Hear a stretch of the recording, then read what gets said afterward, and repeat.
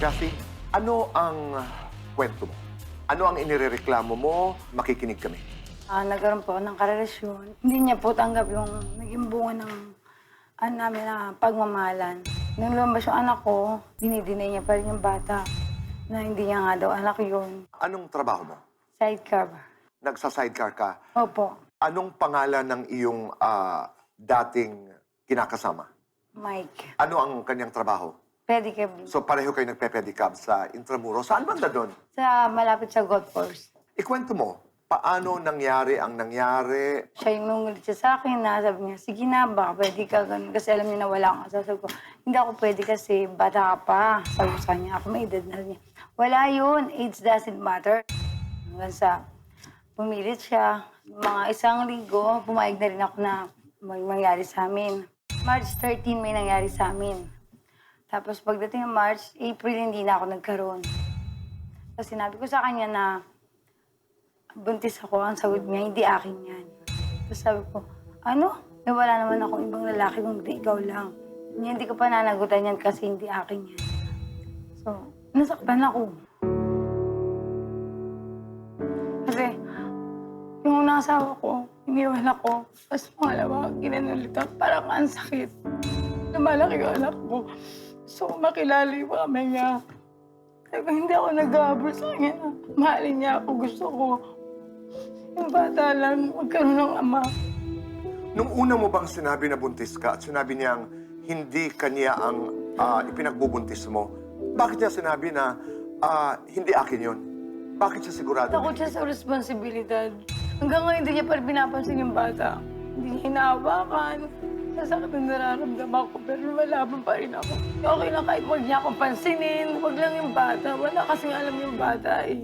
Hindi niya ginusto yung ganun. Kaya lumapit po ako dito, Kuya Bay, para sana ko na makilala niya yung tatay niya at tanggapin siya. Siyempre, hindi malabang buhay, malakas ako eh. Isang araw mawala, paano yung anak ko? Pero nagpatuloy ba ang inyong relasyon pagkatapos nung March na yon? Hindi na ko ever simula nung nabuntis niya ako. Hindi na kami nagpapansinan kahit magkikita kami. Nanganak ako, hindi siya tumulong sa akin. Lumaki na yung bata, 6 months, andun na kami malapit sa kanya. Titignan, hindi niya tinignan yung bata. Saan na yun kayo nakatira? Sa City Hall, boy. Kung saan yung park ng mga sidecar. Nila kami sa gilid. Doon kayo sa loob ng sidecar natutulog Opo. ng baby mo? Opo, lumaki na po siya doon. So pag naghahanap buhay ka sa pedicab, Yung mga kasamaan kong tumitingin. kailan kayo huling nag-usap ni Mike tungkol dito sa iyong anak? Matagal na siguro, mag-iisang buwan pa lang yung bata. Huwag mo na sa akin ipilit yung bata dahil ayoko. Saktan ako, hindi ko na pinilit. Nilayo ko na lang anak ko. Naawa nga ako kung nag-aalap ng papa yun eh. Nagsasalita na kasi. Sabi ko, wala na yung papa mo, patay na. Kahit nandun siya, naririnig niya sa pilahan. Sinasabi ko na lang na patay na yung papa mo, walang kwenta yun. Pero papa pa rin ng papa yung bata. Pero sabi ko, darating ng araw, malalaman din na katotohanan.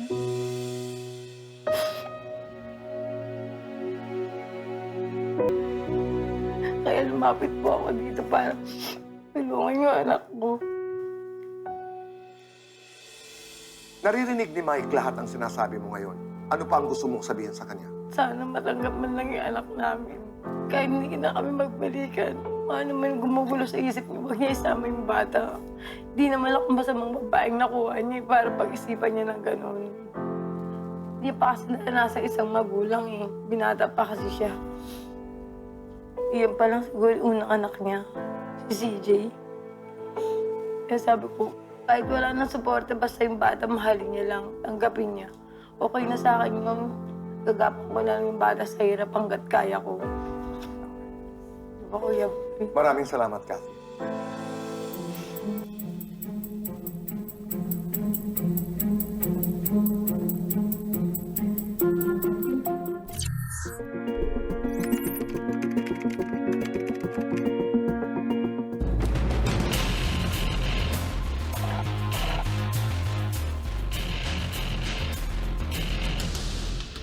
Mike, narinig mo yung kwento Apo, ni Kathy. Anong mga reaksyon mo? wala pong nagmaalan, wala rin pong nanligaw. March 11, 2022, nanggaling ako sa Arceros Park, trabaho, uwihan. Mga bandang alas 10, mga nakainom na kami, nagsiuya na po kami. Tapos mga bandang 10:10 sa may gilid, nakita ko si Cathy na umiinom tapos maya nagyaya si Cathy rin ng shot. Pumayag naman po akong uminom. Isang bote. Tapos naubos na yung isang bote, bumili po ako ng isang bote, nadagdagan po yun. Tapos doon na po nag-umpisa yun. Ang una pong pagtali ko, araw ng March 13 to 18, dire-diretso, 6 night. Tapos may mga ilang sundot na sex pa rin. Ang huling sex ko sa kanya is December 2023. May baby na. May baby na po yun. Pero wala po talagang usapang ligawan doon at saka pag-ibig. Bali, kumbaga, nakuha mo yung babae doon sa alak. Tapos sasabihin niya, nung mga 1 linggo, 2 linggo, buntis na raw siya. Sabi ko, hindi ko inaako-nakin kasi nakipag-sex ako ng March 13 to 18, nanganak ng November 23. Kung susumahin yun, 8 months lang po yun. May nanganak na ba ng 8 months na babae? Kaya doon po ako bumabase sa buwan. Na ganun, kulang yung buwan. Ang ipinararating mo sa amin ay walang pagmamahal, walang ligawan. Wala po. Naiintindihan ko yun. Pangalawa, pinanganak ang baby November ng 2022. Ano ang relasyon niyo ni Cathy? Wala po. Siya lang po ang nag-aakalang may relasyon kami. Siya po, gusto niya akong maging asawa. Ikaw naman, Ayaw po. Dapat yung totoo lang. bakit ka hindi nakikipagkita ako. sa kanya, Mike? Para lang sa sex po. Pag nakakainom po ako ng alak, pumupunta po ako sa kanya. Para makamenos ako sa bayarin ng babae. Pumupunta po ako ng isa ng Santa Cruz, Avenida, para ganun, kumuha ng babae. Ngayon, para makatipid ako, pinupuntahan ko siya. Pumapayag naman po siya. Kasi akala niya kasi, mahal ko po siya. Hindi niya alam, sex lang din po ang ko sa kanya. Alam ba ni Cathy? Hindi ba unfair kay Cathy na parang lumalabas lamang na Alam niya po yan. Wala, ngayon ko lang nalaman na ganun pala siya eh. noong araw na sinabi ni Cathy sa'yo na buntis siya, nag-deny ka kaagad? Oo, hindi po talaga akin yun. Kasi kaka 2 weeks pa lang eh. Tapos dili na raw siya ng 1 buwan. Kaka 2 weeks pa lang ng sex natin. Sabi ko sa kanya, bilang na bilang ko eh. Takot ka raw sa responsibilidad. Hindi po ako takot sa responsibilidad. Talagang hindi ko lang po talaga maano kasi. 8 months lang po talaga ang kwenta ko kasi. Pero kung naging December po yun, aakuin ko po yun. So ang basehan mo ng pagsabing hindi mo anak ang bata ay ang bilang mo. Ang bilang ng buwan po, po. Kasi sinasabi ni Cathy, wala naman daw siyang nakatalik na ibang lalaki. Sabi niya lang Pagkatapos po ay- yun. Ang gusto lang ni Cathy ay masilip, makarga, kilalanin ang bata.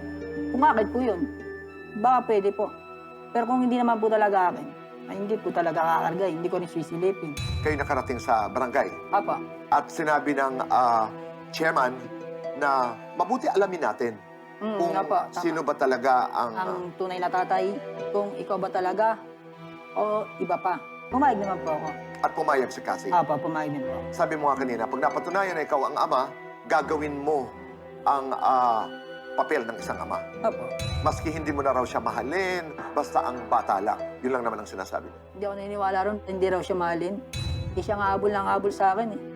Minsan pag tulog na ako, pumupunta sa higaan ko po yan. Eh, baka naman talagang tunay kang mahal niya. Ay, siya po nagmamahal, eh ako hindi po ako nagmamahal.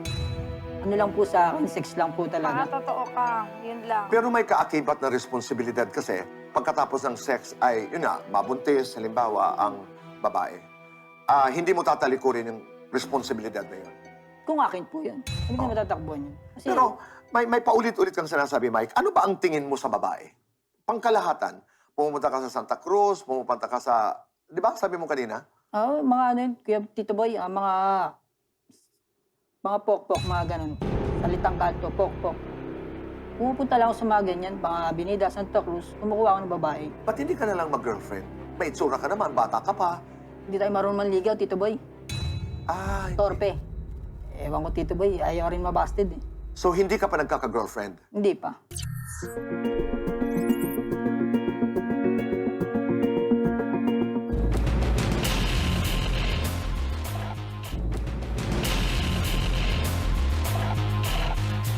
Irene, nakikinig ako kanina dun sa kwentuhan niyo ni Kuya Boy.